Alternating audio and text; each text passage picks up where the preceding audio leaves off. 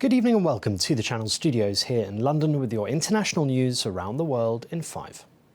Tourists from dozens of countries, including the UK, could be asked to provide a 5-year social media history as a condition of entry to the United States, under a new proposal unveiled by American officials. The new condition would affect people from dozens of countries who are eligible to visit the US for 90 days without a visa, as long as they have filled out an electronic system for travel authorization form.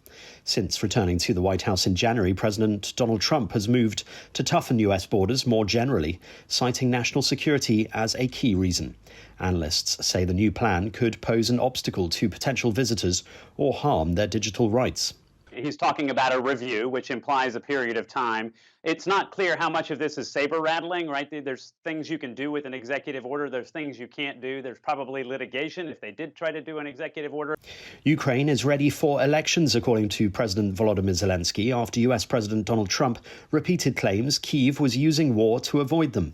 Zelensky's 5-year term as president was due to end in May 2024, but elections have been suspended in Ukraine since martial law was declared after Russia's invasion. Speaking to reporters following Trump's comments in a wide-ranging interview, Zelensky said he would ask for proposals to be drawn up which could change the law. Zelensky said elections could be held in the next 60 to 90 days if security for the vote was guaranteed with the help of US and other allies. At least 22 people have been killed and a further 16 injured after 2 buildings collapsed in the Moroccan city of Fez. The 2 4-story residential buildings that came down contained 8 families, according to state media. Several Moroccan news outlets report that the buildings, located in the southwesterly Al Mazira suburb of the city, had shown signs of deterioration for several years. An investigation is now underway. Fez in northeastern Morocco is one of the nation's oldest cities, with parts dating back to the 8th century. Residents say rebel forces have entered the last government-held city in the Eastern Democratic Republic of Congo in an offensive that has forced thousands to flee across the border to Burundi.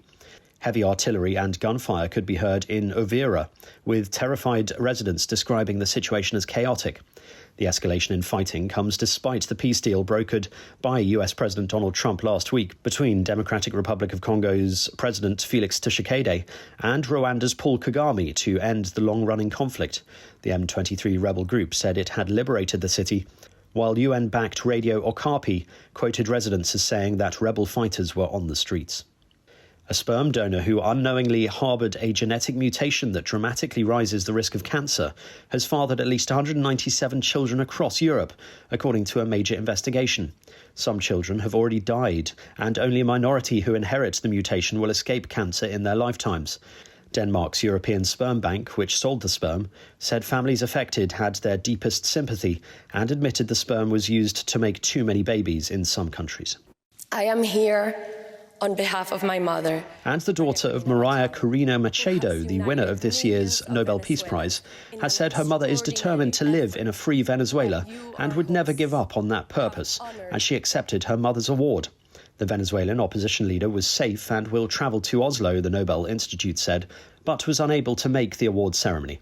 Her daughter, Ana Karina Souza, accepted the award on her mother's behalf.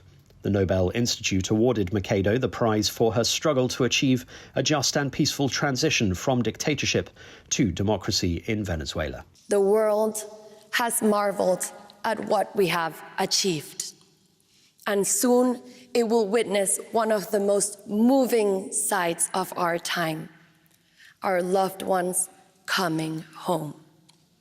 And I will stand again on the Simón Bolívar Bridge, where I once cried the thousands who were leaving, and welcome them back into the luminous life that awaits us.